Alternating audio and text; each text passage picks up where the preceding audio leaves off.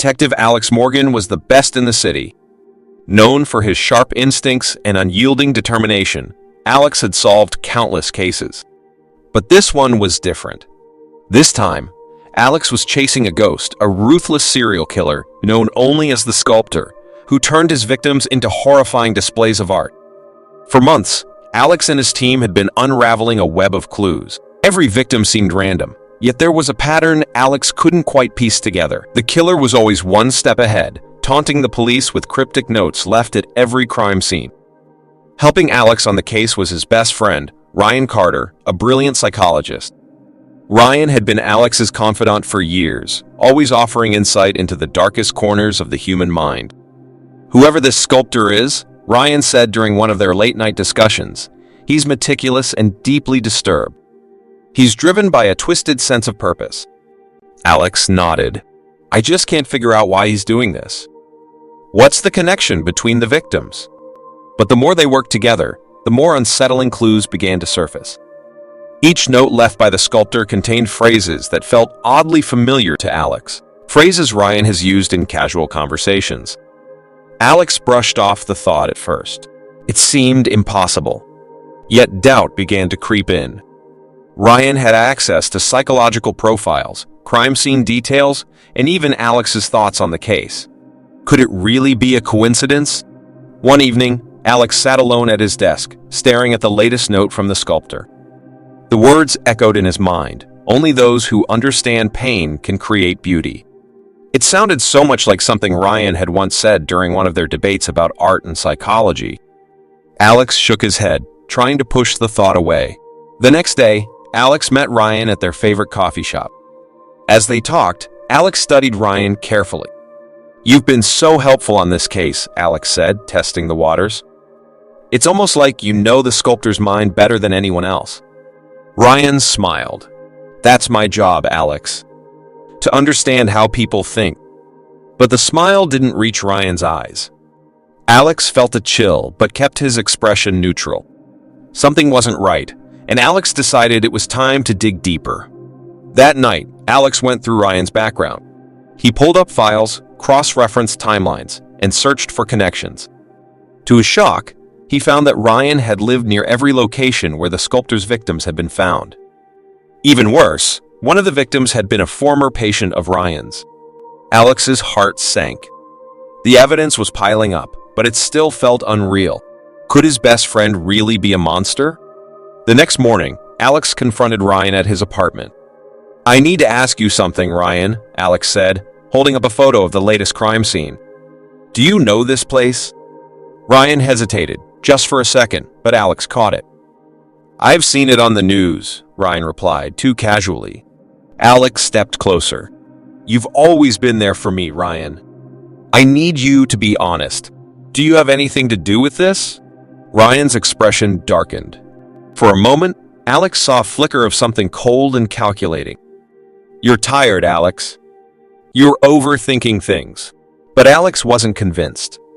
Later that night, Alex planted a tracking device on Ryan's car.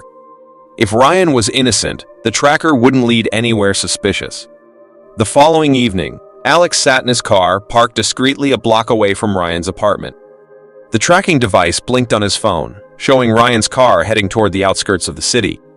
It was late, nearly midnight, and the route Ryan was taking led to an industrial area filled with abandoned buildings. Alex followed at a safe distance, the tension in his chest tightening with every turn. When Ryan's car stopped in front of an old warehouse, Alex parked farther down the street. Through the dim streetlights, Alex watched Ryan get out of the car, carrying a bag. He moved quickly and slipped into the warehouse. Alex grabbed his flashlight and gun, then called for backup. "This is Detective Morgan. I need units at the old Jefferson warehouse, possible suspect in the sculptor case," Alex whispered into the radio. Backup would take at least 10 minutes, but Alex couldn't wait. He crept toward the warehouse, careful to stay in the shadows. Inside, the air smelled of rust and damp concrete. Faint light flickered from deeper within, and Alex followed it. As he moved closer, Alex heard a voice. It was Ryan, talking to someone or something. "You don't understand me, Alex," Ryan's voice echoed eerily. Alex's stomach churned. Peering around a corner, he saw Ryan standing before a twisted sculpture made from human remains. It was horrifying and grotesque, the work of a truly disturbed mind. Ryan placed tools down from the bag and began adjusting the sculpture as if it were a masterpiece. "Ryan," Alex called out, stepping into the light, gun drawn. Ryan froze but didn't turn around. "I knew you'd come," Ryan said, his voice calm. "You were always the only one who could catch me. That's why I chose you." "What are you talking about?" Alex demanded, anger and betrayal in his voice. Ryan finally turned, his face a mixture of sadness and pride. "You're the only person who ever mattered to me, Alex. I didn't want you to know, but you're the only one who deserves to." Alex's hands shook, his gun aimed directly at Ryan. "You chose me? What does that even mean? You murdered innocent people." Ryan took a slow step forward, hands raised, a faint smile tugging at his lips. "Innocent? They were far from innocent, Alex. They hurt people in ways you'll never understand. I gave them justice. I made them art." Alex's heart pounded. "You're insane. You've destroyed lives. Ryan, why? You could have stopped and walked away." Ryan's eyes darkened. "I couldn't stop. The first time, it wasn't planned. But the power, Alex, the control, it was intoxicating. And then I saw how people like you struggled to understand. I wanted you to chase me, to see how brilliant I could be. I wanted you to see me." "That's twisted," Alex whispered, his voice cracking. Ryan smiled faintly, tilting his head. "You were always the one I respected, the only one who ever came close to understanding me. I thought you might even join me." Alex felt a wave of nausea. "You're delusional. This ends here, Ryan." Ryan stepped back, lowering his hands. "Are you going to shoot me, Alex? Arrest me? Or do you need more proof of who I am?" Alex tightened his grip on the gun. At that moment, backup arrived. The sound of sirens and heavy boots filled the air as officers stormed the warehouse. Ryan glanced toward the entrance, then back at Alex. "Looks like our game is over," Ryan said, his voice low. "But remember this, Alex. You only caught me because I let you." The officers surrounded Ryan, guns drawn. Ryan raised his hands and knelt on the ground, a haunting calmness on his face. Ryan was taken into custody without resistance. As the officers led him away, Ryan turned to Alex one last time, a chilling smirk on his face. "You'll miss me, Alex. The chase, the mystery. You'll see." Alex didn't respond, his throat tight with emotion. He watched as his best friend, someone he trusted with his life, was driven away in a squad car. The following days were a blur. The media swarmed the precinct, hounding Alex for details. Headlines screamed, "Detective captures serial killer best friend." The city was stunned, and Alex was at the center of the storm. The evidence against Ryan was overwhelming. Tools found in his apartment matched marks on the victims. Ryan's journals, filled with detailed plans for each murder, were confiscated. Still, Alex couldn't shake the feeling of betrayal. One evening, Alex sat alone in his apartment, staring at an old photo of him and Ryan from years ago. They'd been so close, practically family. How had Alex missed the signs? Every shared laugh, every deep conversation, it now felt tainted.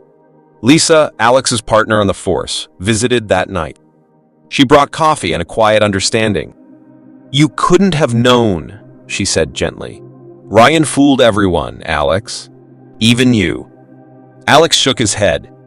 "I should have seen it. I should have stopped him sooner." Lisa placed a hand on Alex's shoulder. "You did stop him. You saved lives. Don't let Ryan's choices define you."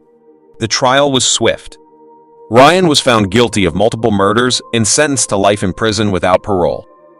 As the verdict was read, Ryan turned to Alex in the courtroom, his expression unreadable. Alex refused to meet his gaze. Months passed, and the city began to heal. Alex threw himself into work, determined to rebuild his reputation and confidence. But some nights, the memories lingered, the laughter he'd shared with Ryan, the horrifying truth of his crimes. One day, Alex visited the cemetery where the victims were buried. He stood in silence, vowing to honor the lives lost by continuing to fight for justice. As he walked away, Alex felt a sense of closure. The scars of betrayal would remain, but they no longer defined him.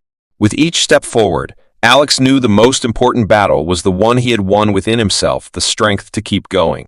Thank you so much for watching that video. If you enjoyed the story and want to see more, don't forget to hit that subscribe button and turn on notifications so you never miss a new upload. And if you loved what you saw, leave a comment or share it with someone who might enjoy it too. Thanks again, and I'll see you in the next video.